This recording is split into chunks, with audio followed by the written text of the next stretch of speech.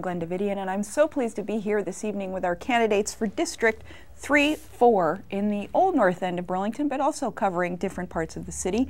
Thanks for joining us, and of course we'll take your calls at 862-3966.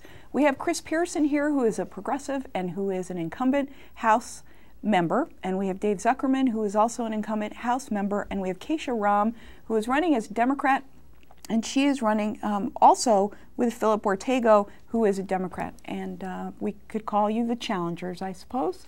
And sure. we're gonna proceed with questions that we provided to the candidates in advance. But again, as I said, 862-3966. We'd love to hear your questions, and please be sure to address them to all of the candidates.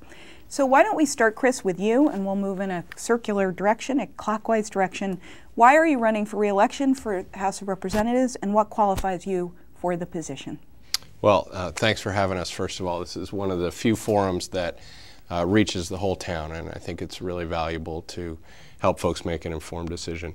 I've served now for just over 2 years in the legislature. I was appointed to fill a vacancy, and it's been a great honor. I never set out to be a politician at all, but rather was motivated by a deep concern, I would say, of a few central issues: healthcare, this sort of overarching concern that government was not standing up for working folks. You know, most of us are living paycheck to paycheck, and that reality is just missing in Montpelier. It is very, very absent from the debate, unfortunately. So that, and I would say environmental concerns. We've got to get serious about energy issues. We need to invigorate development of renewable energies. Just today I was endorsed, David and I were endorsed by Vermont League of Conservation Voters for some of our leadership role on those issues.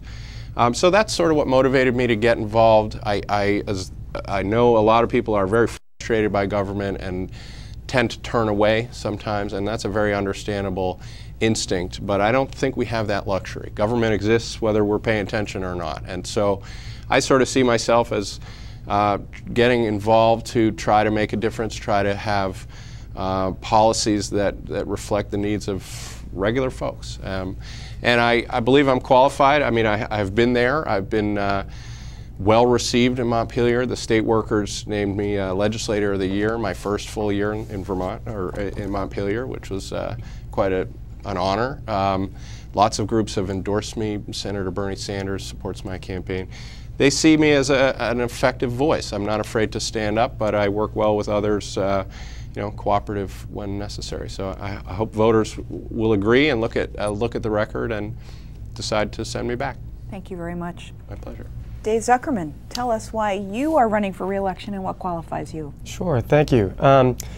Well, a number of reasons. In the last couple of years, I've been chair of the Agriculture Committee, and we've gotten a lot of work done, but I also feel like in these changing times around energy, around food, around local food, there's a lot more work to be done. So I'd say primarily, as the chair of agriculture, that would be one of the biggest reasons I would like to be sent back, is to continue that work. Being really a voice on the inside with a foot on the outside relating to sort of the local agricultural movement, and beyond local agriculture, local Vermont in general. We have manufacturing in Vermont, we have lots of good workers in Vermont, and so being a voice that brings all of Vermont back into the process is one that I feel very proud of. My wife and I operate a business in Vermont, here in Burlington, Full Moon Farm in the Intervale. We've been farming there for 10 years, and a lot of folks have seen me at the farmers market. It's a CSA, so I've got a business sense. I've employed people. I understand what a lot of business folks are facing, but you know, I'd like to go back in part to utilize the experience I have working with many, many other legislators effectively to get things done. I first came in on the Natural Resources Committee a number of years ago, and right in that first couple of years had amendments changed from a bill that would have stopped aerial herbicide spraying on our forests to one that would have stopped all broadcast herbicide spraying on our forests. So they couldn't even do it from a truck, therefore keeping the herbicides that were being used on our forests out of the waterways. And that was just in my first year. Just this last year on wind energy, I was the person that stepped to the plate when the Democrats on the Natural Resources Committee and the Democrats on the Taxing Ways and Means Committee were going to set a tax rate in Vermont on wind energy at the highest rate in the country. And it was my threatened amendment, along with my work with some Republicans who wanted low taxes and many Democrats who wanted to promote wind, that forced a compromise to bring that wind tax down. So my experience at being able to grab an issue at the moment and run with it is one that I think I hope the folks will appreciate and send me back. Thank you very much, David. Kesha Ram, tell us why you're running for the House of Representatives and what you bring to the table. Sure. Well, first let me say thanks for having me, and thanks to all of you who are watching. I'm running in District 3-4, which represents the Hill section, the university, and the Old North End, because I really think there's a lot at stake in our future, and I think we need a lot of different voices at the table to hammer out real solutions to move us forward in a just and sustainable way. As a young woman of color, I'm really passionate about bringing diverse perspectives to the table and doing it in such a way that really emphasizes my personal experience and my passion for change, which is evident in my leadership in the community. I served as the student body president at the University of Vermont, representing a little under 10,000 people and overseeing a budget of $1.4 million, as well as 150 organizations. I've done anti-poverty work with Neighbor Keepers, and in that we look to reduce the utility bills of low-income families in the community, and we're successful in lowering the utility bills through a pilot project in that way. I teach preschool currently, and I really love working with children, and early childhood education is a big passion of mine. I introduced, with the sponsorship of Rachel Weston, legislation on environmental justice last year, so before even making it to the State House, I introduced some legislation that I hope, if passed, will give citizens more access to clean natural resources and open space. And I hope to make it to the State House to pass that legislation and to really be an advocate and a voice for a lot of people in this community and around the state who I think don't currently have a voice and really need someone in the State House to move the issues forward that matter to a broad and diverse spectrum of Vermont citizens. Thank you so much. We have calls, so let's take them. Good evening. You're on the air. Do you have a question for all of the candidates?